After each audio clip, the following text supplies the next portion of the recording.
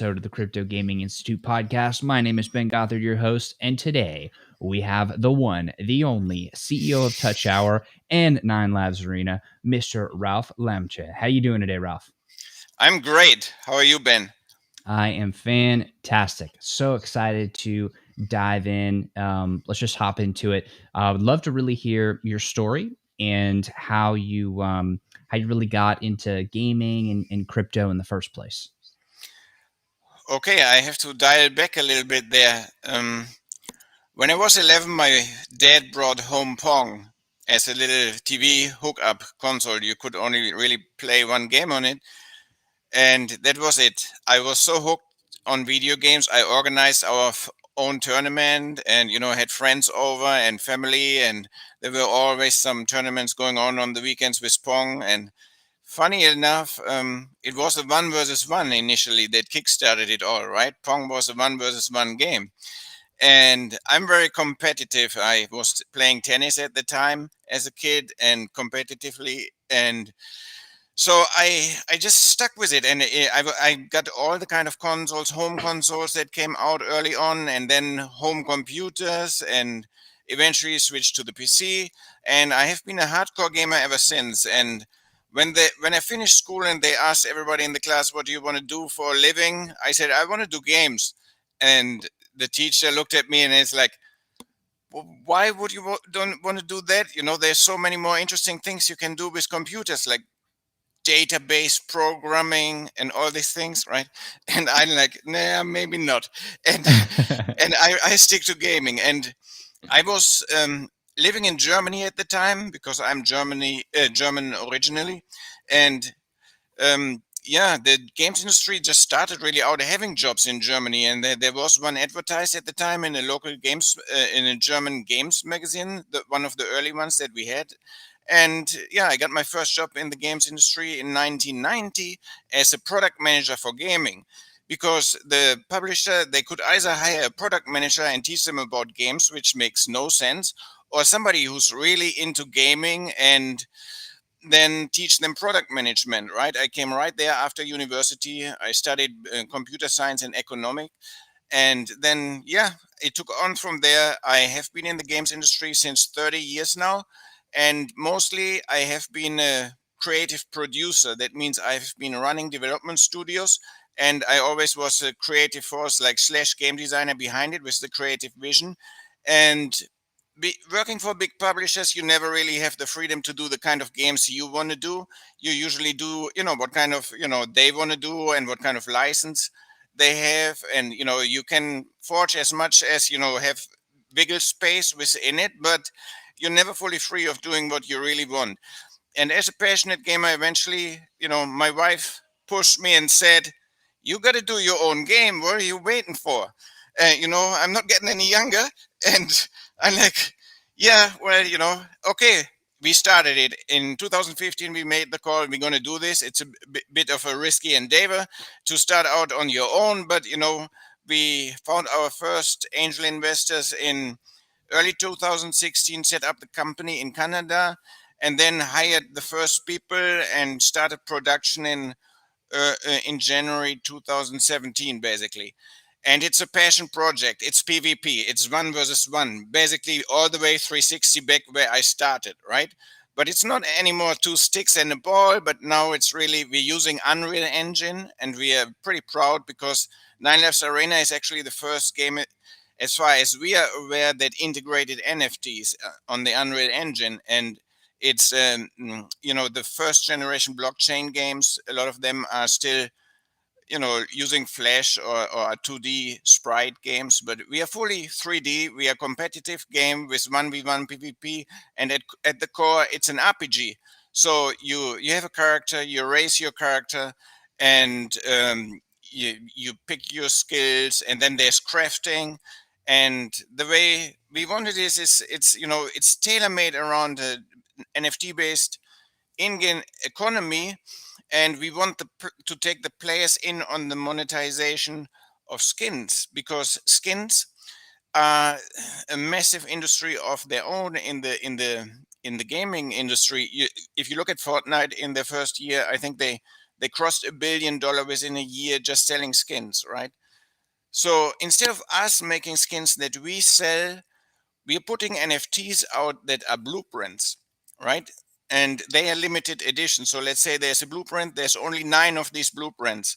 If you own one of them, you're one of the 9 people that can, in the game, craft NFTs and sell those skin NFTs that are based on your blueprint to other players. So all the skins that are going to be traded in the game are handmade in the game by players.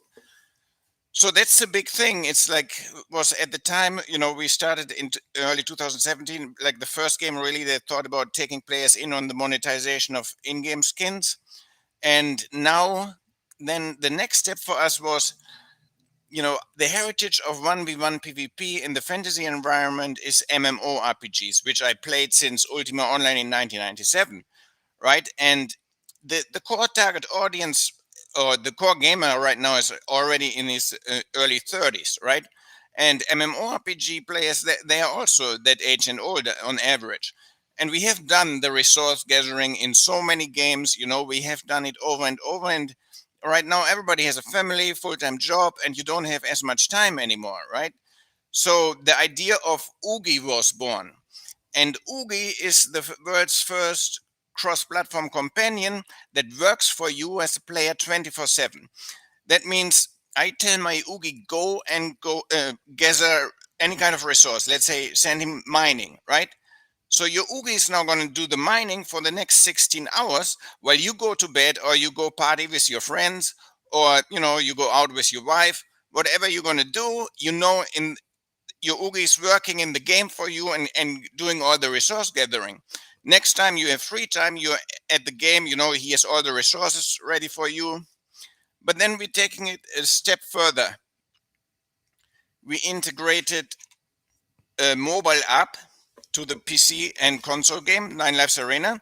And the mobile app is going to be called My Oogie. And now when you're on the beach or at school or at work, you go to the bathroom and then you tell your Oogie, okay, now do this, now go lumberjacking, or now craft me, 10 of these kind of blue skins, right? So you have access on the go. So it's a cross-platform experience between a PC game that's focused on competition, and then the mobile side to it, which is a standalone app for the Oogies, which is like a Tamagotchi on steroids. But they're not just like pooping like Tamagotchis originally did, right? But they're really useful. They are your personal employee. So yeah, that's it in a nutshell. I hope that wasn't too complicated. Oh, I love it. And I actually think there are some really, really interesting mechanics that I want to dive into. The first of which is, and the three I want to touch on are having players help to design their own skins. And then I want to talk about this idea of like your own personal assistant that can help automate some of the resource gathering, and then tie that in. But let's jump back to how players are actually building their own skins. How does that actually work? Like, are they yeah, how does that actually work on like a logistics level? So initially, right now, you can buy a blueprint from us, from the store. And that's for the initial founders, the early supporters of the game. That some are already sold out. But there's still a lot of on offer. So you own one. You connect your wallet. We're using the Engine platform, and you connect the Engine wallet to your in-game account, right? So now anything that is in your wallet that is relevant to Nine Lives Arena, which could be a multiverse item or a Nine Lives Arena item, like one of these blueprints, will show up in the game, right? You go inside the game, you go to the crafting station, and it will be an option to craft. Let's say it's a helmet, right? Let's say it's a Viking helmet with cool horns, and you own that blueprint. Now it shows up at the crafting station to actually craft this as a skin. What you do is you place orders, right? Maybe you want to make 5 of them, and then Oogie will know. He knows now. Okay, there are 5 orders placed for this helmet, so he will go to work, right? Or if you are not at your computer and you're in the real world, you just do it on the mobile, on the My Oogie app. You tell Oogie what to do. So Oogie will go and start gathering the resources, or if most likely he has the resources because you have sent him gathering resources way before that, and you have a whole bank account in the game full of iron ore and leather and bones or whatever you need for this particular helmet. Then he will craft five, and all five will be different because no, we have different quality levels. Like in classic RPG, we have gray ones, green ones, blue ones, and purple ones. Purple ones will be the epic version of the skin. So now the purple one has the highest stat budget. There are more stats on it than on the gray or blue or green. But what stats roll onto it is completely random, right?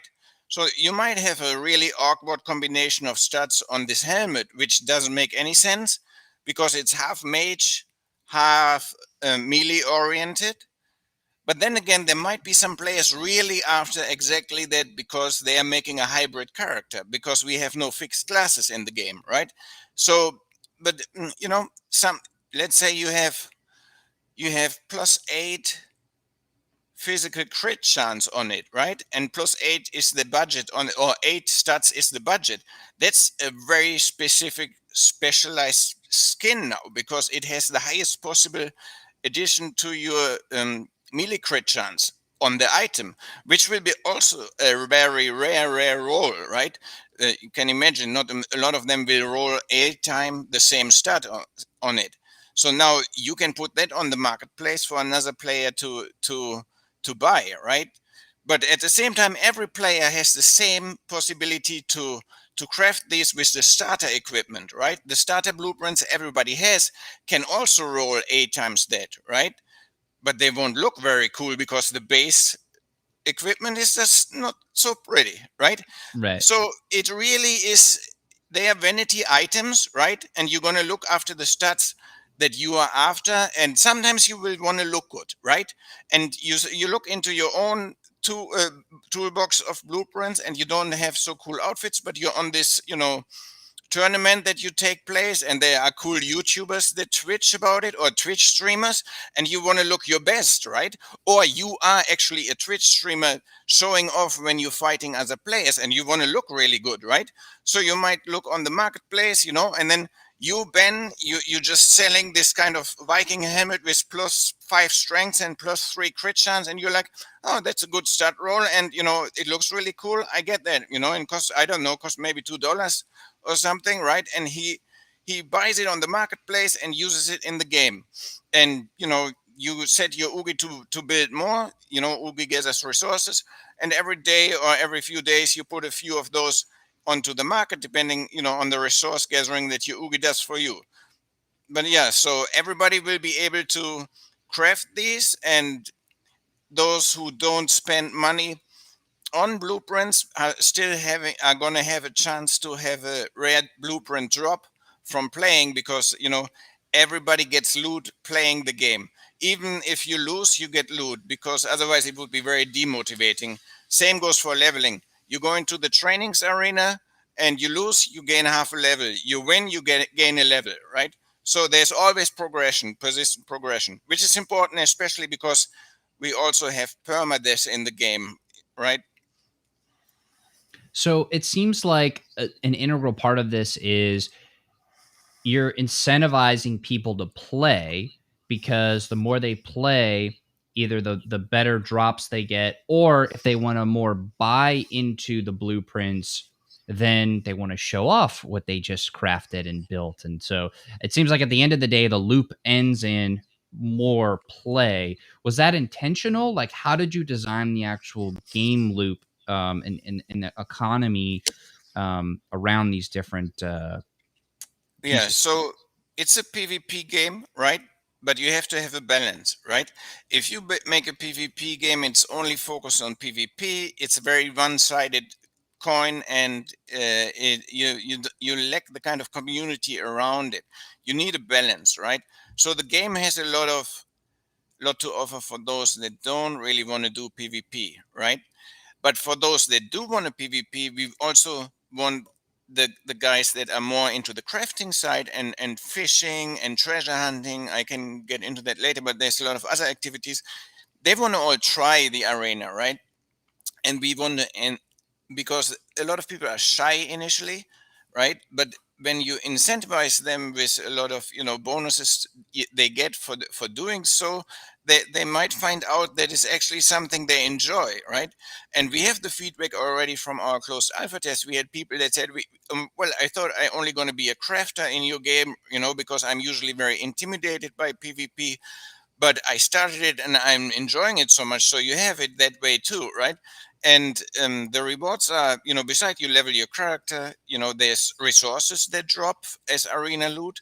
Then there's a couple of really cool items that play into the actual gameplay, which touches a lot of other areas, but it's very complex. But there's really cool and rare loot that can drop there. Then blueprints can drop, items can drop, and both winners and losers can get these rewards. And we're putting more and more emphasis on actually playing it. There's a skull you can pledge to, right? We have 9 different skulls, crystal skulls, Atlantean crystal skulls. They also look really cool. You pledge your allegiance to one of them, right? And every time you fight in the Inferno arena, you gain a prayer. So now then you can go and kneel in front of your skull. It's a huge, massive crystal skull, like a temple, right? You kneel in front of it and donate all those prayers. Now your skull gains power. And if your skull happens to be the number 1 on the skull leaderboard, your Oogie gets plus 3% chance to craft epic gear, right?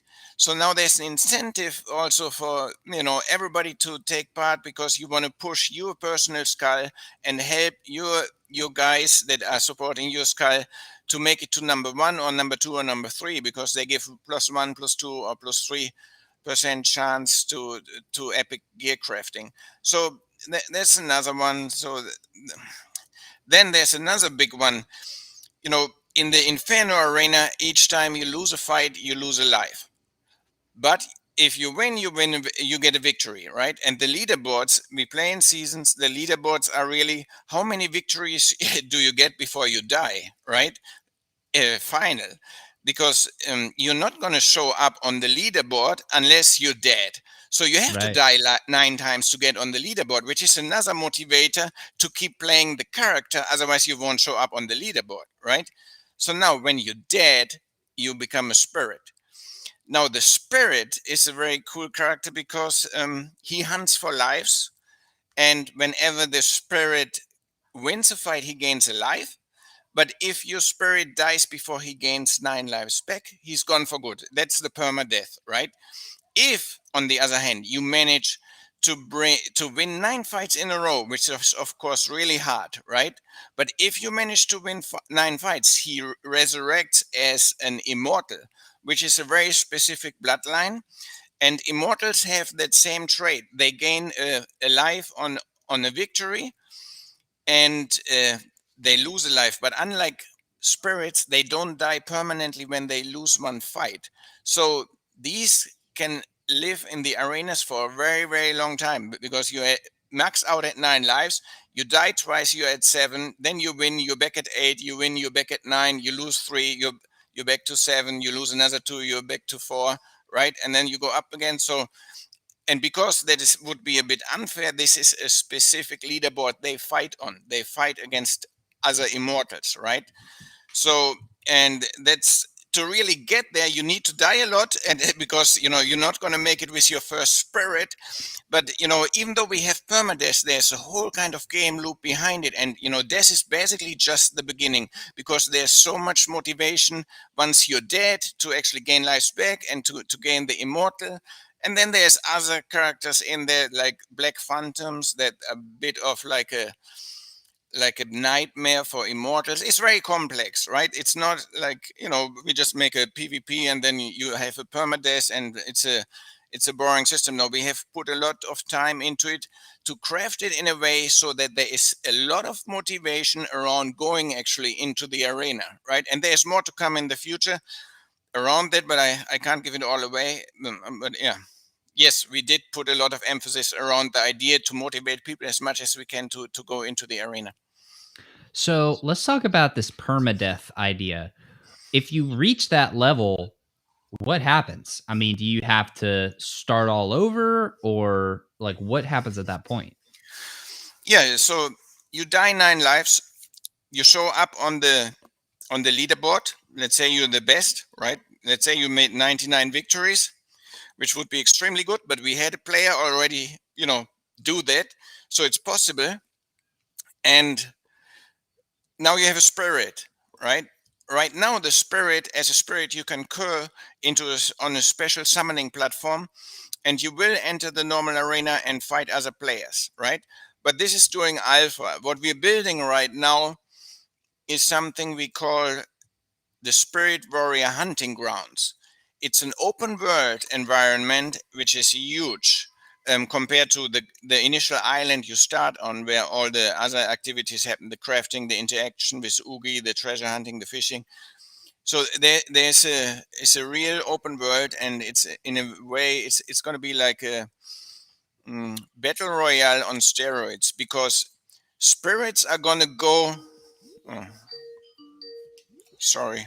All good. This is the fun of doing things live. Exactly. So spirits are going to enter the Spirit Warrior Hunting Grounds, this open world arena, to actually stalk other players, right? And they have an advantage in this world as like in a form of stealth, right? As a spirit, you're not as visible, but you will be able to stalk your prey and hunt normal players to gain these 9 lives back to resurrect, right? So it's going to be a very risky world to enter for a normal player, right? But a normal player will want to go there because there is super cool rare loots and NFTs to find in this world, right?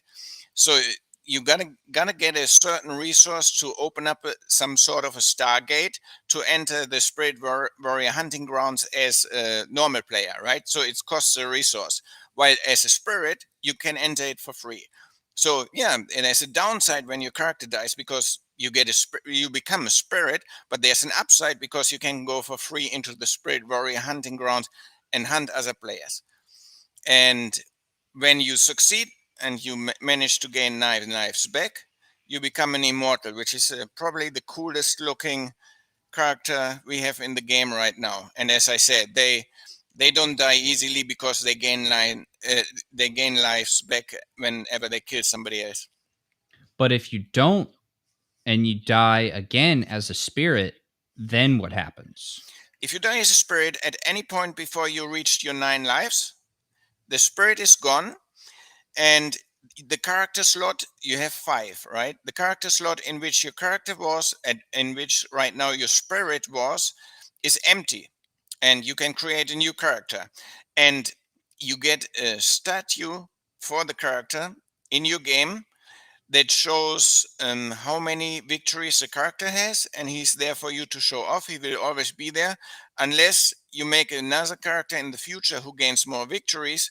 Then it will be replaced, because in your personal arena there will always be your 3 best guys as statues for everybody to see. And there's a plan to maybe put these statues as trophies on NFTs as well, so they can be traded, because they also will all be looking different, right? So you might be interested to get one of the statues of your favorite Twitch streamer, for example, right? And the Twitch streamer, when he dies and gets the statue, might be saying, okay, I give this away to my audience, right? So we're thinking about all kind of innovative ways around how we can engage the community, especially also for Twitch streamers, to make it interesting.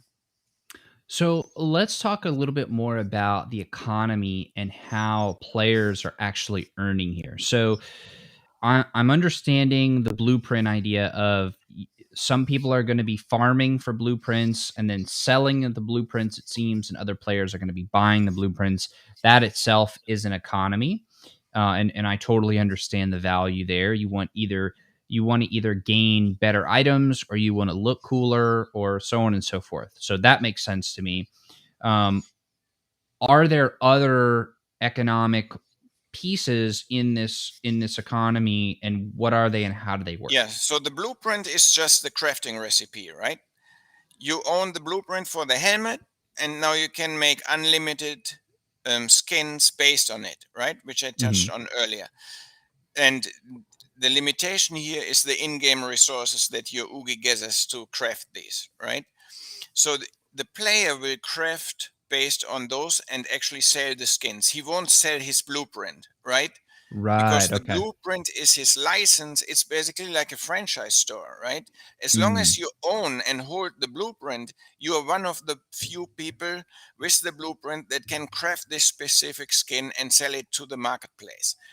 Now, let's say you play Nine Lives Arena for 2 years and you utilize your blueprint and you made, some good money with, selling the skin. And now you're bored with it and you want to play another game. You would, of course, also most likely, unless you want to have it forever as a collectible, you would most likely also end up selling your blueprint to another player that would be interested to own it so he can make the business out of it and craft and sell the item, right? So it's basically two: the blueprint, which is the recipe, and then the actual skins that the player or the Oogies craft for the players that the players can then put on the marketplace, unless they want to use them for themselves, which of course is often also the case. And so, as people are participating in the actual arena itself, when you win, are you winning like is your character getting stronger, or is it mostly just you want to be the top of the leaderboard because then you get more prayers, which gives you better drop rates? Or are there rewards from being top of the leaderboard outside of that? Like, how does that factor into the Mm. the economic engine? So we have two base arenas, right? The first one is the trainings arena. As a level 0 character, you go, or a level 1 character, you start out as level 1, you go into it and you lose 2 fights, you level up. You're now level 2 because you gain half a level when you lose in the trainings arena. Or you win a fight and you gain a level and you're level 2 now. So now you get a talent point. And the talent point you can spend on your spells and skills, right?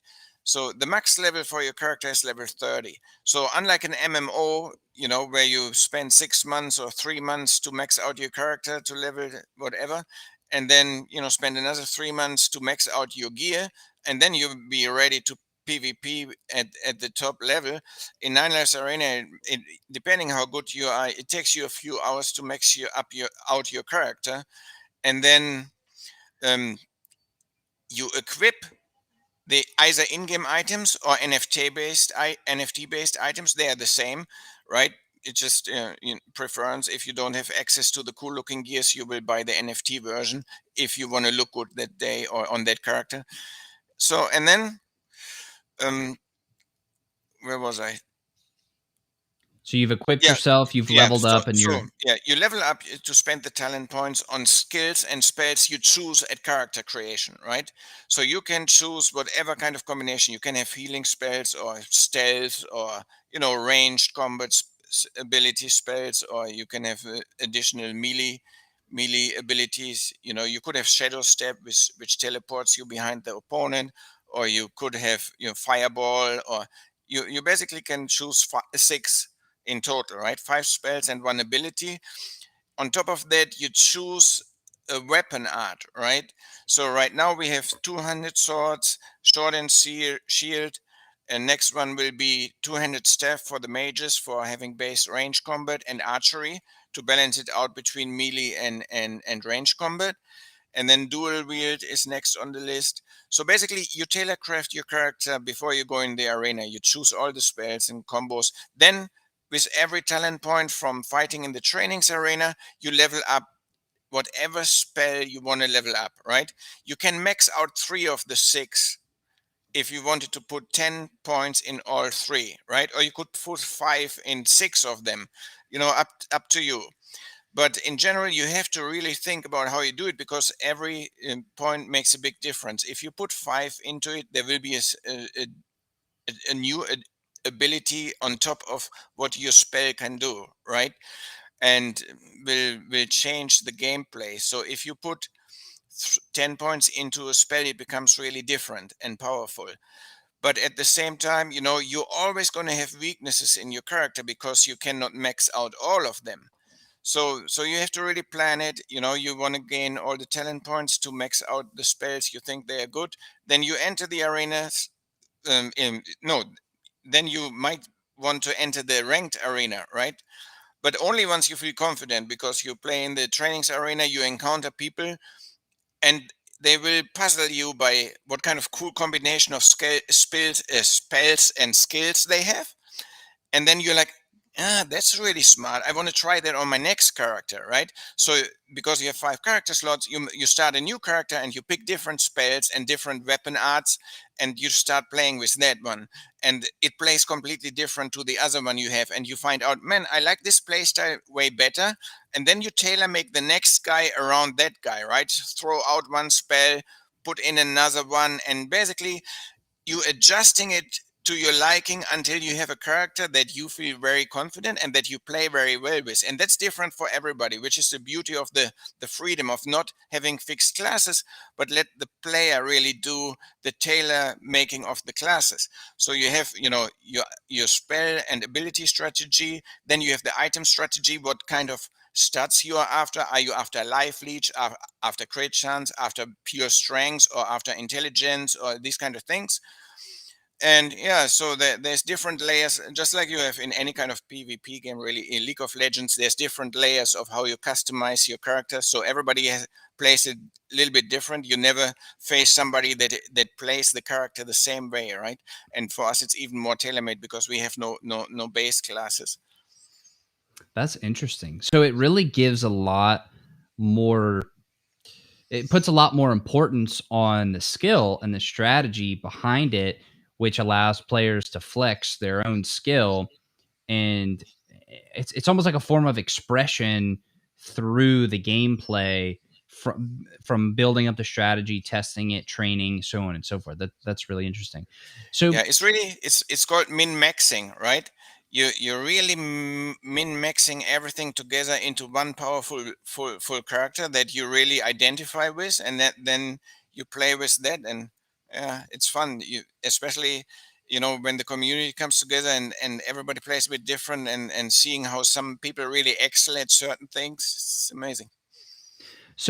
with the actual gameplay itself, I feel like there are kind of a couple different. There's like a sliding scale of how much skill it actually takes to like to execute a fight, right? So, for example, like something like Super Smash Bros. That takes a lot of skill. Like you have to have chops, if you will, to really like do that the right way. Something like League of Legends is the same. Whereas something like World of Warcraft, it's more strategic, where you need to know the right spells to use at the right time, and it's more micro. It's more like mental micro as opposed to physical micro. How did you think about that mechanic, and what was your decisions there? So we are basically in the middle. We have both, right? You have full WASD control over your character with the mouse, and it's very Souls like. So if I hit next to you, or you duck in the moment or roll past, I might hit over you. So you have to physically hit my hitbox to actually make the hit. So it's skill based. You have to turn fast if the character rushes by you, and all of this, right? It's really your skill, like in Smash Brothers. Basically, you're really 100% in control, backwards, forwards, left, right. The whole thing, making sure when do I step in, bam, hit, right? And the other guy might in that blum block, right? So it's them, and then he kicks me, right? So it's very smart and very fast paced. So I can hit towards you, you block, and then you kick me. So you smarted me because you saw me coming with the hit. You knew I'm going to do it, right? So yeah, you have that, but on top of that, you have to have the strategy around your spells. What you have, if you have a lot of offensive spells, right, and no defensive abilities, you got to make sure you be able to stick to your opponent, which means you have to have a mobility ability or spell in there, right? Like a dash, forward, a charge, or a blink, or you have to have the shadow step to close the gap to your opponent. You have to be smart about how you build the character, like in World of Warcraft, right? There's lots of spells and abilities, but they don't have the you can just stay in front and there will be auto hits, right? That Right. will be counted, auto attacks that the character has. We don't have any of those. Every attack you actually have to execute, and the timing has to be right. If you kick and the guy's out of reach, you kicked, but now you have a cooldown on your kick, right? So you wasted your kick because your timing sucked, right? Right.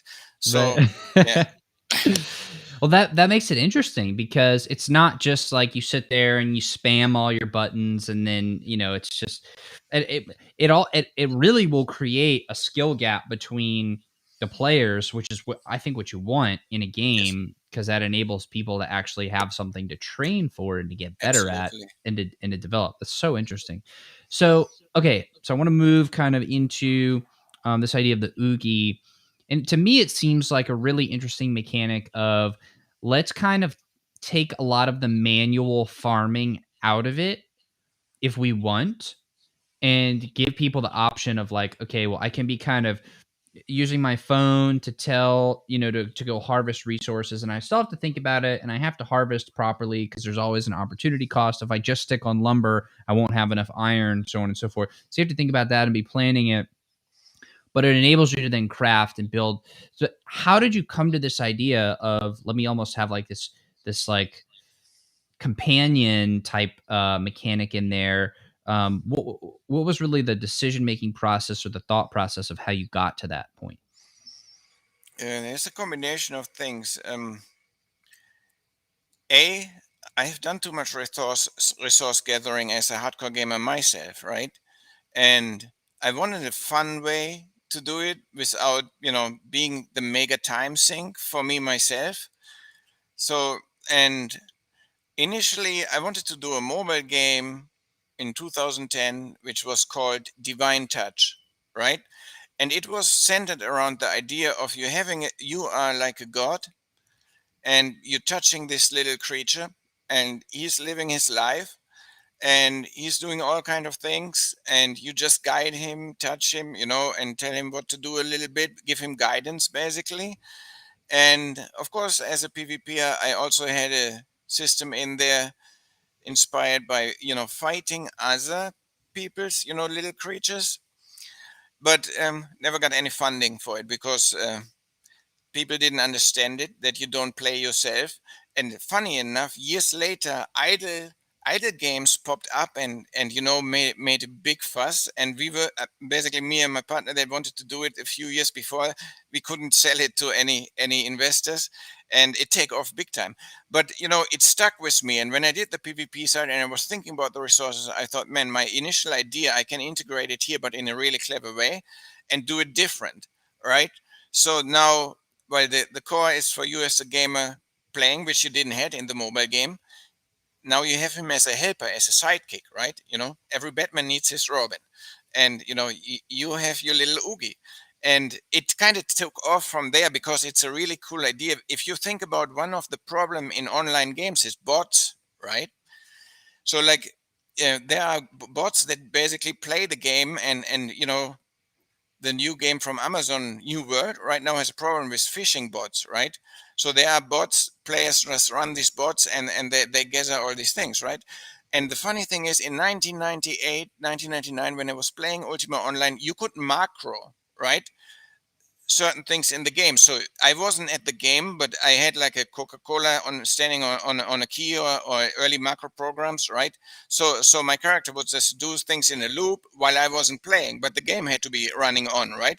And it was the early thing of a bot, but I found it really addicting, and everybody did, yeah, right, that you actually you know have a gain, a progression without playing. There is something about it, right? So now, a lot of these games right now that we compete in, they need to counter bots because bots can be a problem. While we made the bot a gameplay, our bot is our Oogie. Everybody has a bot, right? It's an Oogie. So there is no more mechanic in our game that can be exploited by making a bot, because the bot comes there for free with everybody. It's Oogie, right? And and Oogie is really fun because of that, because he gives you progression while you're not playing, and at the same time, we have over 3 trillion 165 billion unique looking Oogies in potentially. So we will never sell that many, probably not, but because it's an insane number. But everybody will have their unique looking Oogie, and they bond with the Oogie. And because they can now access Oogie also on mobile when the game launches, there's an even stronger bond, and he's always on the back of your head because he's working there for you, and he makes epic gear. And yeah, I think that's super exciting, and so does our audience. Everybody really loves Oogie and the additional joy he brings. And when we have fathers that play with their kids, and the kids are all over the Oogies, right? They want to interact with Oogie all day. And yeah, we're going to build a lot around Oogies. Oogies are just starting out really, but we have a lot of plans for them. And you can outfit them as well with NFTs. We have little heads and costumes and stuff like that you can then either, if you're lucky, get from playing, or you can buy some in the store. If you want to have a super rare one, you spend a little more. But yeah, they really lean very nicely towards that.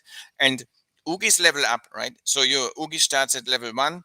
And right now in closed alpha, which is the only thing we don't wipe, is the Oogie progression. Oogie can go up to level 60.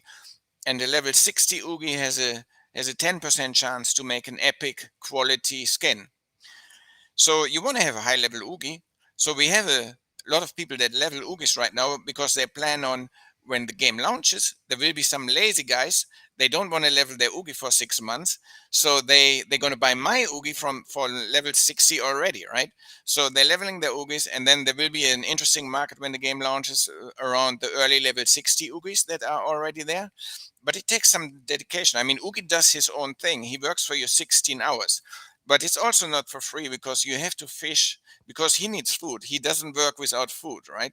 So, and when we integrated the fishing, people really started to like fishing. It's a thing in online games, right? People like fishing. So, and we decided to make it really fun, and we integrated legendary fish you can catch, and there's 6 different leaderboards right now around different fish. And it's ideal to fish an NFT, right? You fish and you never know what you get. It's like a mix, surprise whatever you get when you fish, and sometimes you might fish an NFT, right? So fishing in itself is super addicting, and people fish a lot. I mean, it's insane, the numbers of. We have probably more fishermen right now than we have arena combatants, right? And because we play already in alpha in 3 months long seasons, and at the end of each season, even now with the small closed alpha, because we don't really, we didn't have the back end to scale, right? We spent the last 12 months, no, 8-9 months on scalability, which we just finished with Canada Center of Excellency, the Sengen program.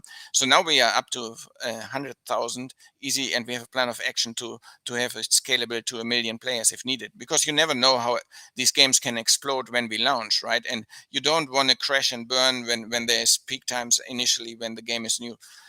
Yeah, but yeah, That's fishing exciting. became so much fun, and now we have a good balance between the people that like to interact with Oogie. There's also treasure hunting. You can send your Oogie treasure hunting, and he brings back treasure chests.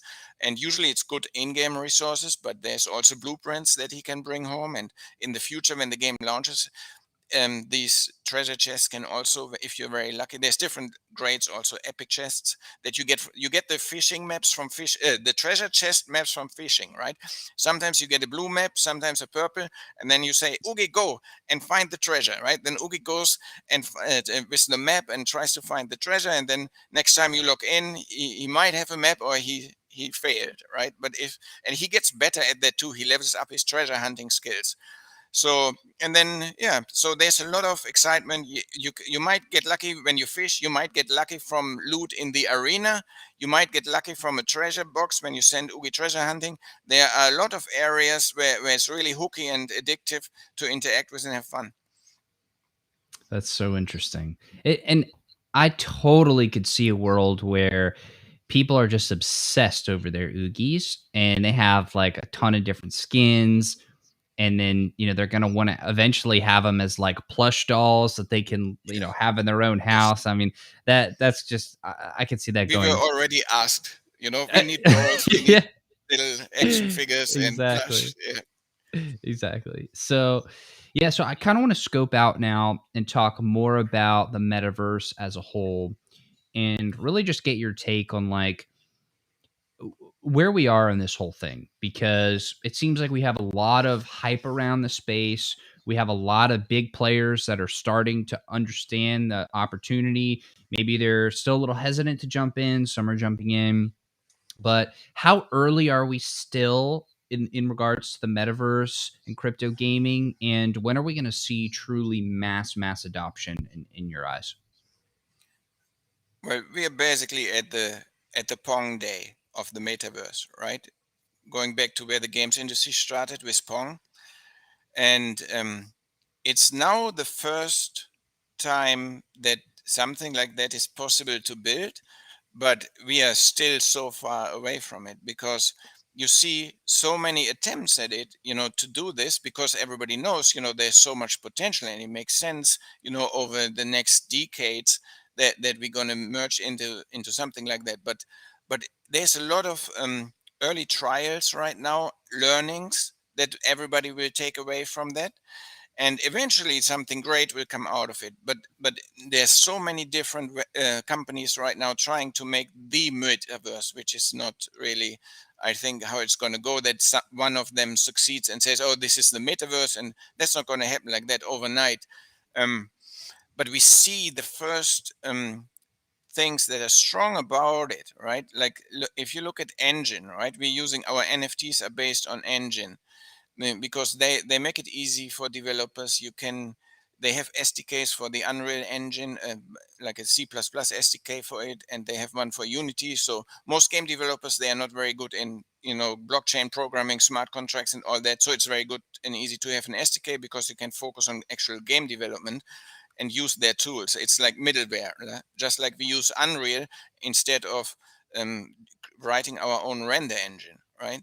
So now they have something they call the multiverse items, right, which goes in the direction of a metaverse. So or I guess most engine games, probably all of them, will support the multiverse items, right? So is a shield, for instance, the multiverse shield, right? If you use it in our game, it gives you a shield on the character, right?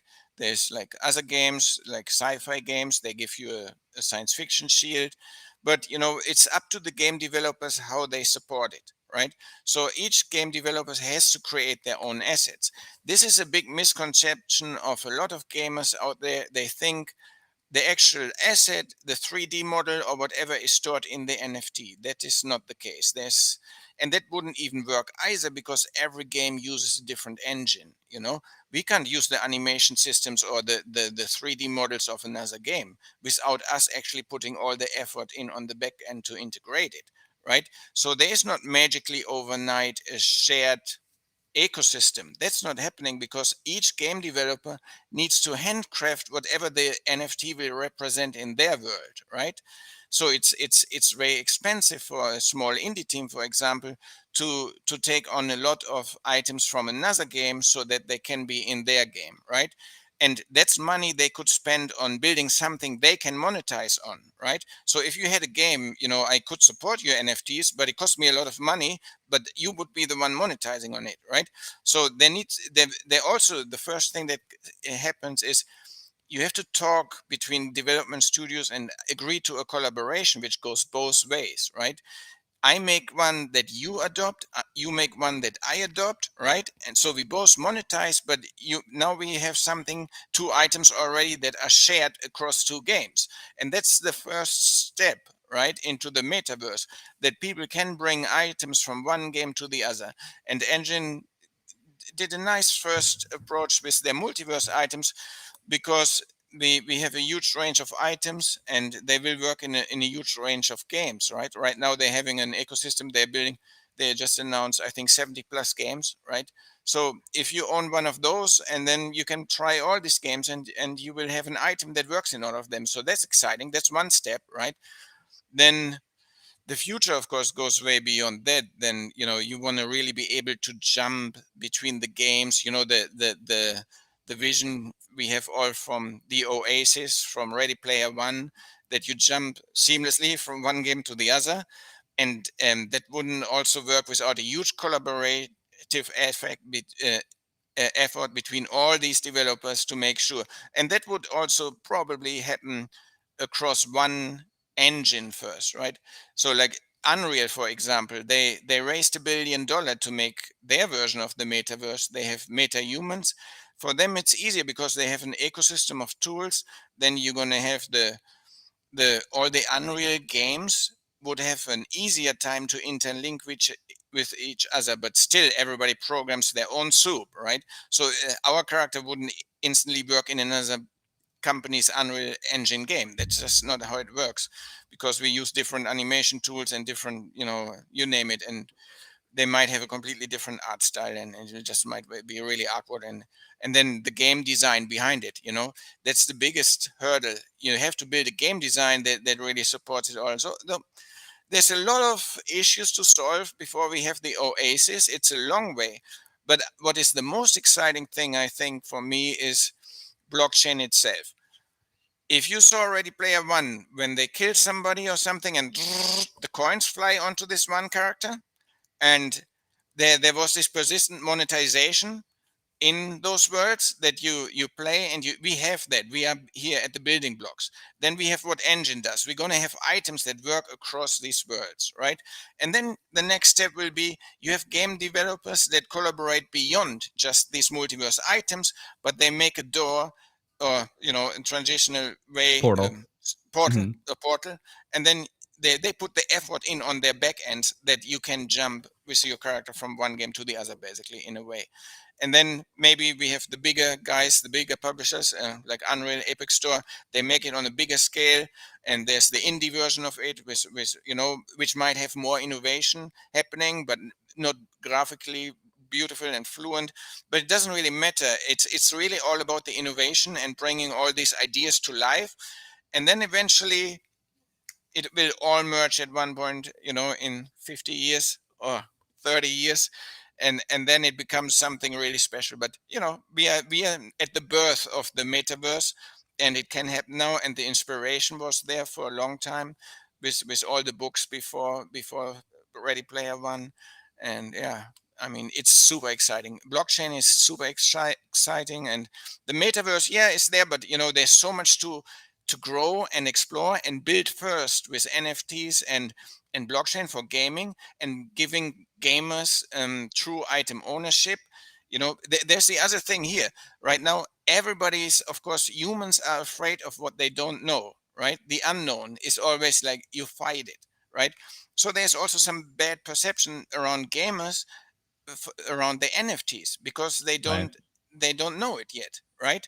So the first thing is, oh, they're gonna milk us. They're gonna take our money, and it's just gonna be the bad, evil corporations, and it's gonna be bad. While they didn't yet got it explained, right?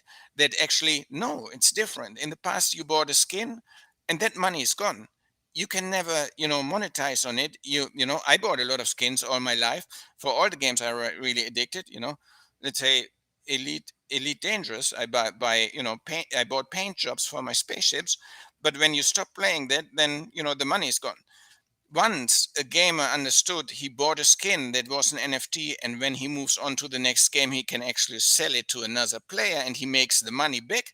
He's like, wait a second, I can now buy this game or this game. In this game, all the skins are NFTs, and I make my money back. I might even make a profit, God forbid, right? Or I buy this game where each skin is just a money sink. There will be this tipping point, and then nobody goes back to the old system where you just waste money on skins. When the games become good enough, right, that are featuring NFT based skins, then everybody's going to jump on those. So there's a lot of footwork for the industry to do to educate gamers, to take the fear away. And the fear is understandable, because there was a lot of bad monetization around microtransaction by some of the big publishers, or at least they have a bad reputation among a lot of gamers, not all of them. So yeah, and NFTs are not that. NFTs are the exact opposite of that. They are to empower gamers, and yeah, what can I say? I'm excited about it. I am too. I am too. So, for people who, let's say, gamers is pretty obvious. You go and play the games, you participate, and, you're contributing to the ecosystem that way. For developers, pretty easy. You can help build games or build software or build tools around the games, so on and so forth. But for people who maybe don't have a technical background or a gamer background, but they want to be part of this. So they're excited about the vision. They want to participate. And obviously, they should get compensated for the value that they provide to the space. What would be your advice to them to get involved? I mean, is it as simple as like, hey, go take a course and learn how to program and then join the revolution? Or, like, how do you think about that? How would you suggest people get involved? To create. Yeah, like in the metaverse in general, just to be a part of this revolution. They see that it's the future. They don't have the tech skills, or they're not a gamer per se, but they still want to participate in the metaverse. Uh, so you mean on a professional level, like Yeah. being involved in the space? Hmm. Oh man, there's so much, like what you do, educating people, doing podcasts or interviews and talking to people about it is one way. If they're good with communication, if they are not a programmer. I'm not a programmer. I tried programming back in the day, right? But you have to be really talented. That's not my talent, but I'm creative. I'm more of a game designer. So, I mean, in the game space, there's already a lot of variety. You can be focused on marketing, right? PR. You can be a game tester and start there. You can be a game designer. You can be a producer. You can be on the musician side, or you can be on the animation side. There's animation studios. They use motion capture technology, for example, and people make a living working in that environment. And there's a lot of things, and then of course journalism around it, the whole scope, making your own website, and posting news or whatever. I don't know. It really depends. If somebody wants to be involved, what's their passion? What's their personal skill, and what does it align with? What makes sense the most? Hard to tell. Without. Totally. Well, I just kind of think the theme is, if you have a skill set, then it will absolutely be rewarded in the metaverse. Because if you take the time to learn about this stuff, there are not a significant number of people, comparatively to the greater population, that are like crypto natives and that really understand this stuff. So if you take your existing skill set and then you become crypto native, that makes you extremely, extremely valuable. Because if you have, let's say, a copywriter, for example, if you have two copywriters, one of them may be at a 90% skill level, but has no experience with crypto, and one might be at an 85% level, but has a lot of experience with crypto, who's more valuable? You're spot on. I can give you two examples right now. We had to find an accountant that understands crypto, right? So if you're an accountant, you can be involved by understanding it, and then focus on it, or have the expertise to actually take on clients that are in the blockchain space, right? You can do the accounting for them.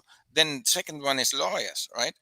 We needed a lawyer for the space too. So you find a crypto savvy lawyer right now. It's not easy, right? There's not many of them. So there's a lot of opportunity in every field right now, because it's touching in so many areas. I love that. I love that. Well, Ralph, I want to thank you so much for coming on the show today. We're about to hit that hour mark, so I want to wind down here. But I'm incredibly grateful for everything that you've shared so far, and for taking time out of your busy schedule to come talk to us. So thank you very much. I appreciate it a lot. Thank you so much for having me. And yeah, I'm happy to jump back in when we have maybe something else to discuss in the future. Absolutely. Can't wait. Well, thank you again, Ralph. And to everybody watching and listening, I want to thank you so, so much. Y'all are the best. I will see you in the metaverse, and I will see you on the next episode. Take care now.